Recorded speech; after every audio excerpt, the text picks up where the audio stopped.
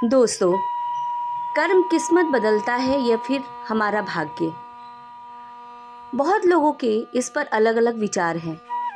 कोई कहता है कि कर्म ही सब कुछ होता है और कोई कहता है कि कर्म नहीं होता है, बल्कि जो भाग्य में होता है वही होता है, इसलिए चुपचाप से बैठे रहो।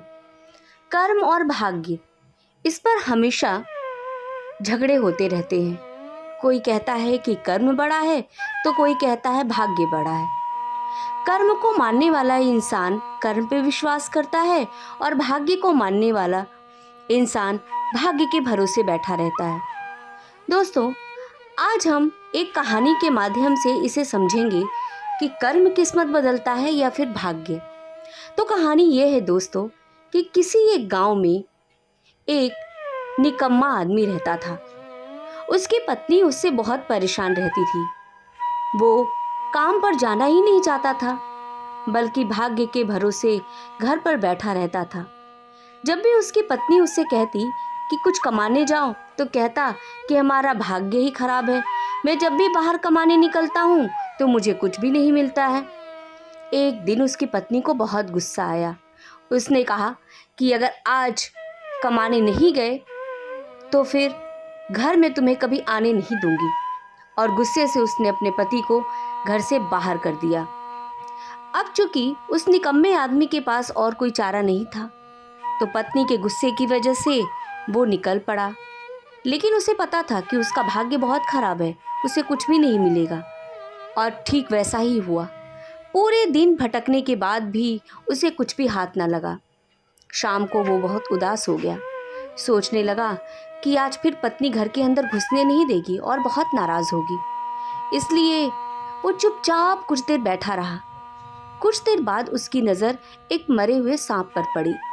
उसने सोचा कि आज मैं ये अपनी लाठी में सांप ही लेकर जाता हूँ। पत्नी इसे देखेगी और डर जाएगी और मुझे फिर कुछ कमाने के लिए कभी नहीं कहेगी, और मैं चुपचाप अपने भाग्य के भरोसे घर पर बैठा रहूँगा। उसने अपनी लाठी में उस मरे हुए सांप को लपेटा और घर पहुँचा। पत्नी ने दरवाज़ा खोला और पूछा, आज भी खाली हाथ लौटे हो या कुछ कमा कर लाए हो?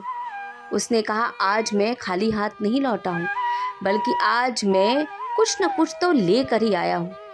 और उसने उस मरे हुए सांप को अपनी पत्नी को दिखाया। पहले तो उसकी पत्नी को उसे देखकर बहुत ही गुस्सा आया, लेकिन फिर उसने सोचा कि चलो, कम से कम मेरे पति ने आज मेहनत तो की, कर्म तो किया। उसकी किस्मत खराब है इसलिए उसे कुछ भी हाथ ना लगा, और उसे यही लगा। इसलिए वो अपने पति की पहली कमाई समझकर उस सांप को अपने छत पे रख दिया और निश्चिंत हो गई। और सुबह जब सांप को एक बाज ने देखा तो उसने अपने मुंह में एक हीरे का हार दबा रखा था।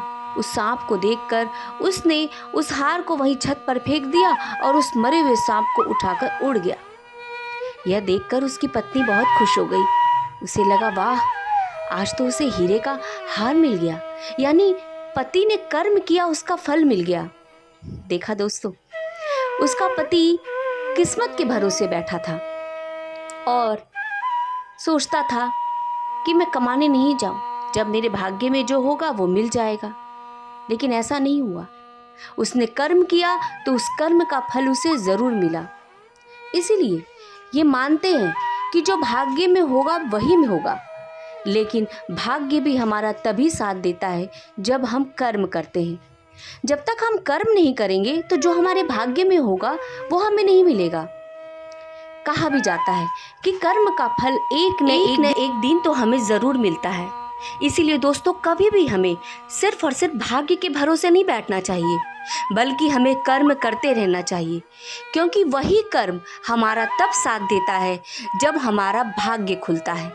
यानी हमारे भाग्य में जो मिलना होता है वो हमारे कर्मों के हिसाब से ही मिलता है, और समय आने पर उसका फल ज़रूर मिलता है। तो दोस्तों, इस कहानी के माध्यम से आप समझे होंगे कि कर्म बड़ा होता है या भाग्य बड़ा होता है। मतलब ये है कि कर्म करते रहना चाहिए, तभी जो भाग्य में है वो हमें मिलता है। दोस्तों, अगर हमारी बातें और हमारी चैनल आपको अच्छा लगता है तो इसे सब्सक्राइब ज़रूर करें। यदि मैं अपने इस कहानी के माध्यम से, अपने इस चैनल के माध्यम से आपको मोटिवेट कर पाती हूँ तो ये हमारे लिए सफलता होगी। शुक्रिया दोस्तों, हमारे इस कहानी को सुनने के लिए और हमारे चैनल को सब्सक्राइब करने के लिए। उम्मीद है जो आपने कर दिया होगा। धन्यवाद।